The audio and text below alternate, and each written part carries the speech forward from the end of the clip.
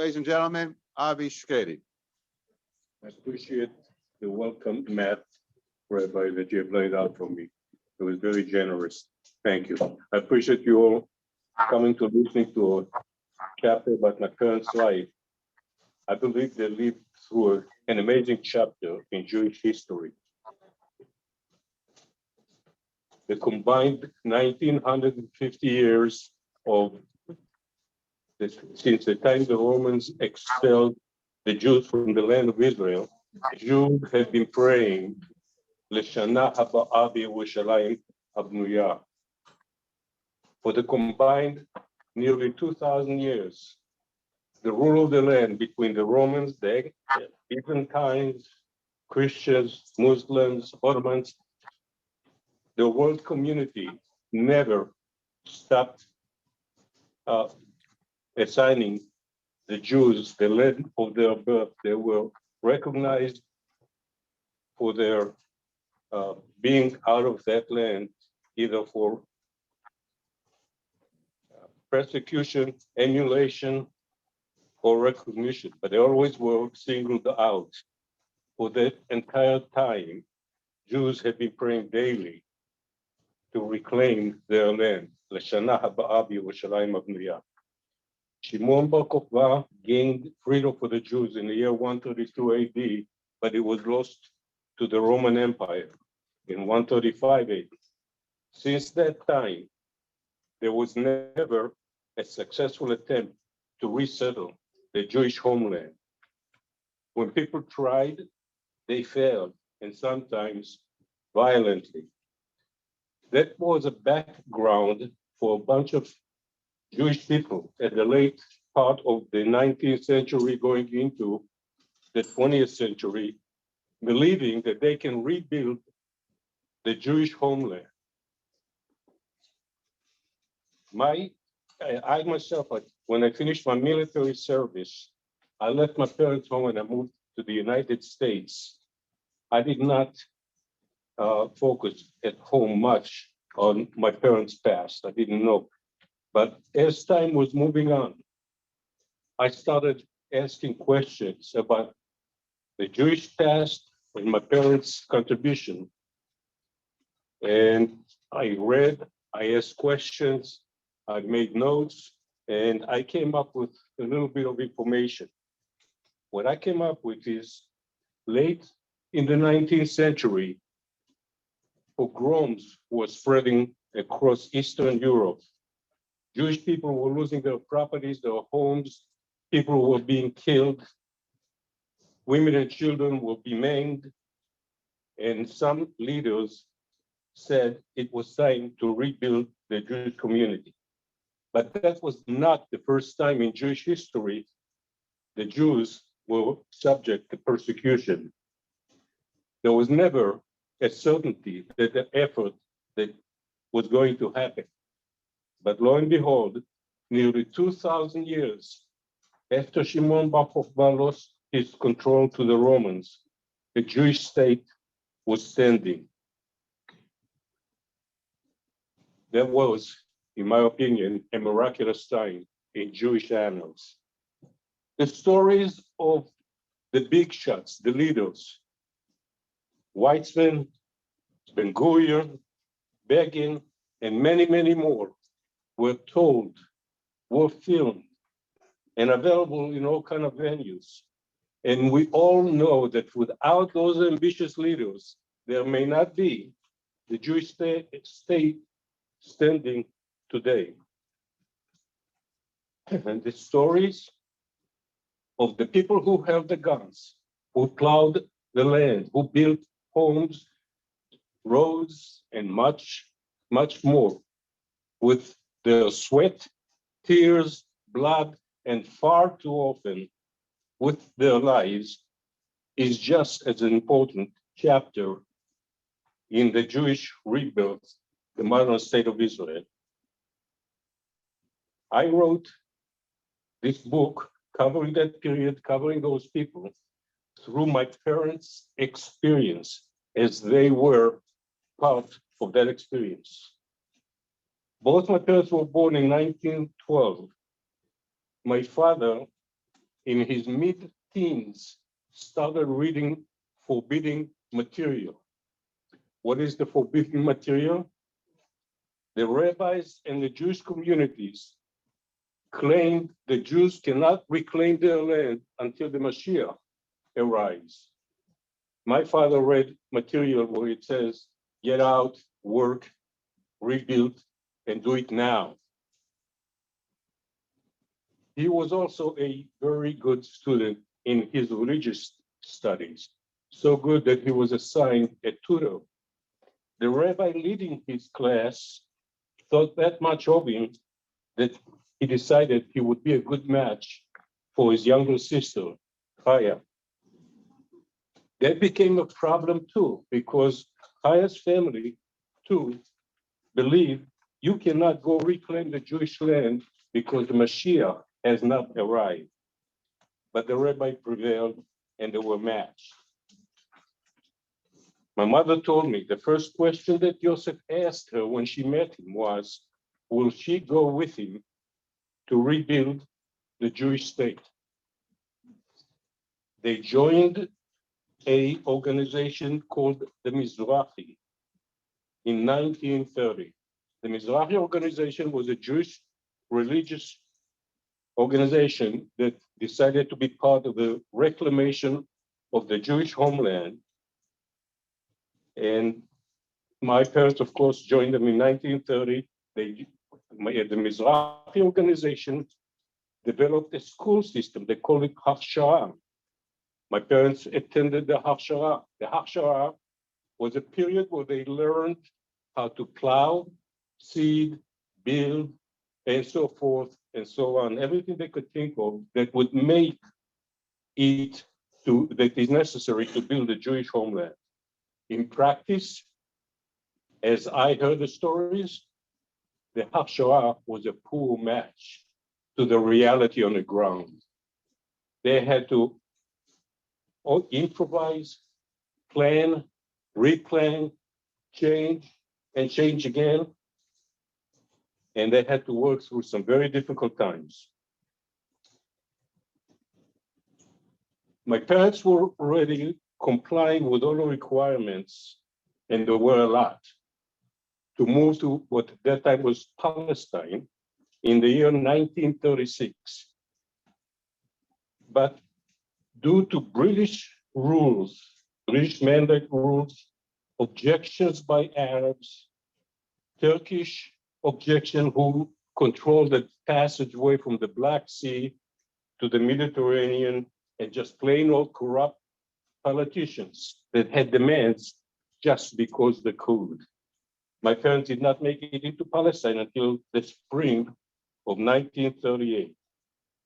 Once there, before that, they left Czechoslovakia, where they were born and raised, with the intention of someday down the road, in a later time, the family will join them in their promised land. This is before World War II.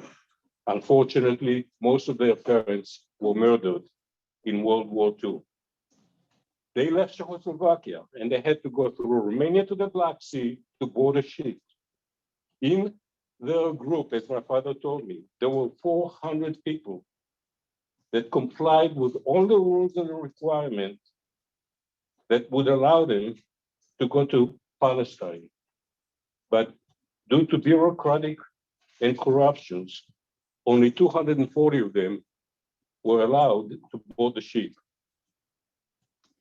In Israel, well, not Israel, it was Palestine. In Palestine, they joined like-minded group who called itself Irgun Yerushalayim. And they were about to embark on religious farming. In the fall of 1939, they were on a farm called Menachemia in the southern part of Lake Kinneret, and they were working the land. But in Menachemia, my parents were hired hand. Their land was not yet ready. When they got there, the accommodation that was provided for them was far short of what they needed. They ended up sleeping under the skies, and when the winter came around, they put up some tents and slept in tents. As my father told me, in a winter storm, tents would blow away. And they had such cramped quarters, and they still had to share. It was not pleasant. They were going to stay there for a while, so that while was the temporary until they're going to get their own land. So they built wooden shacks, and they lived in wooden shacks. And they ended up living in those wooden shacks until the fall of 1943. The word temporary, temporary help, temporary labor, everything was temporary. But that's what it was. In 1943, in the fall of October of 1943, they moved to a place named Metzudat Oshiskin B, Dalet. There was no housing, there was no synagogue, there was no Torah. There, they slept in tents for quite a while. There, they had to go bathe in a river. They had outhouses for bathrooms. They had to fight mosquitoes. Fighting the mosquitoes, they sprayed the land with DDT. Anybody doesn't know what DDT? It's a poisonous substance that went into the groundwater, and after that happened, they had to just walk upstream just to get clean water. The land itself in Metzudat Oshiskin Dalet was pretty good for agriculture. Actually, from what I understand, it was excellent. But there were a couple of major problems. The people that were on that land, it was an Arab community. They neglected the land, and when my parents and their co-hosts got on that land, it was covered with weeds, and the weeds were very stubborn, and I understand it was a major problem to get rid of the weeds. Another problem was there is that the previous owners kept on planting the same crops year in and year out, depleting the nutrients from the ground. So the beginning was not that great. And stories, I got a bunch of anecdotes that my father told me. One, the British mandate rule, they had the institute what they call the white papers. They had some ridiculous rules.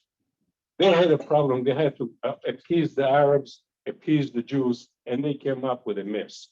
Anyway, one of that rule was that one cannot erect a community without special permits. However, the same rule said that if there was a guard tower and a fence standing, they will not take it down. It would be considered a standing community.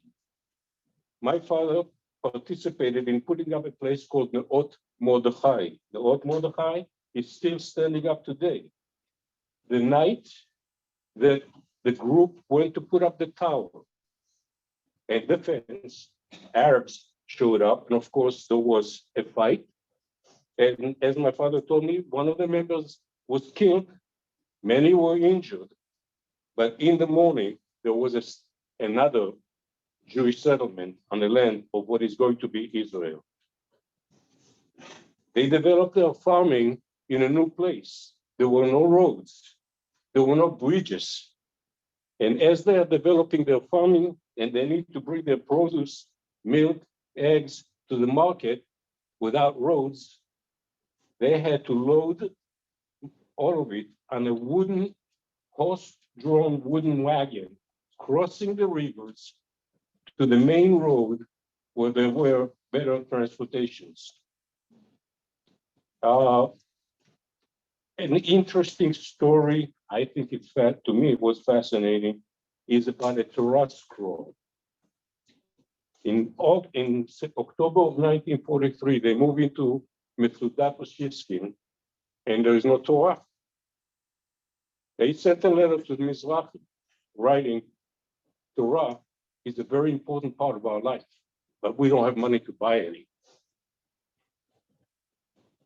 In 1890, a fellow by the name Reb Dave Zeiman was a victim to a pogrom in Eastern Europe. He lost his property, he lost his home, he lost all his belongings, and he came to the realization that he had no future in Europe. He moved to a town called Sfat. Sfat is a town where nearby my parents and their partners were building their new home. In Sfat, Rabbi Dave Zeidman wrote a Torah scroll. In his will, he asked that that scroll would be donated to the first religious community established. I'm repeating the dates, the fall of 1943. In 1943, Reb Zeidman's daughter wrote a letter to Mizrahi saying, my father Torah scroll is still looking for a home. Of course, the celebration was immense. Another story about the same Torah. In 1927, in the summer of 1927, a fellow by the name Haj Amin El Husseini, a murderer Arab, with his partners, descended on the community in Hebron. They killed 67 Jews while they were praying. 2 remained alive by a miracle to tell the story. The community came to an end. After the 1967 conflict, my parents and their partners were already an established community. Their rabbi, Rabbi Moshe Livinger, was instrumental to reestablishing the community in Hebron. He took Reb Zeidman Torah with him, and that was the beginning of the modern community in Hebron. In later years, that Torah scroll was returned to the original community, my parents' community, and the succeeding generation embroidered on a new dress they made for that Torah, and they put Reb Zeidman's name and the names of the founding members. Talk about problems, I'll get mentioned a couple more. One of them, of course, would be security. They had to work the land during the day and guard at night.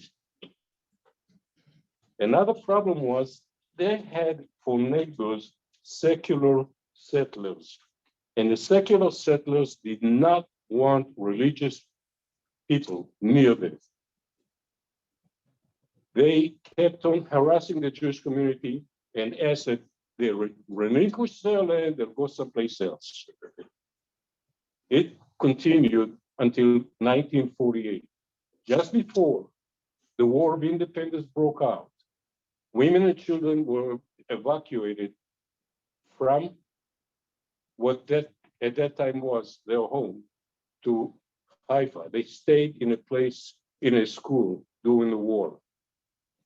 When the war was over, they just didn't want to go back. They were too scared. There were too many hostiles around them. I didn't mention it, I'll mention it now. The Metzudat Oshiskin is if whoever knows, the people that know the map of Israel, it was in the northern tip, it still is, in the northern tip of Israel. It's very close to the Syrian border. It's very close to the Lebanese border. So long story short, another secular group by the name Hagoshrim took the land over, and Kibbutz Hagoshrim still stands. After the war, my parents were relocated. The group was relocated twice more before they had their permanent place in the center of Israel, not too far from the town of Petah Tikva. When they retired, they spent the last of their years in Petah Tikva. It took me years to understand the enormity of that generation, the contribution that those people did for Jewish history. It took me a while to understand the power of their dream, their dedication. These people did so much for the Jewish people and for their family that it was, to me, nothing short of a miracle. I was fortunate to spend the last few days of my father's life sitting next to his bed. His mind was clear, his body was frail, his mind was clear, his heart was still pumping with the dream. He told me a day before he died, the dream is not complete. I told him the story, I would write his story and share. I believe that story is far too important not to share. I appreciate you listening to me. People who are interested, there is a card that people can scan and buy. If you want the book here, I can sign it for you. I cannot take money today. You can put money later on in an envelope and just drop it off in a synagogue. I'll be glad to do so. Thank you very much. Yeah.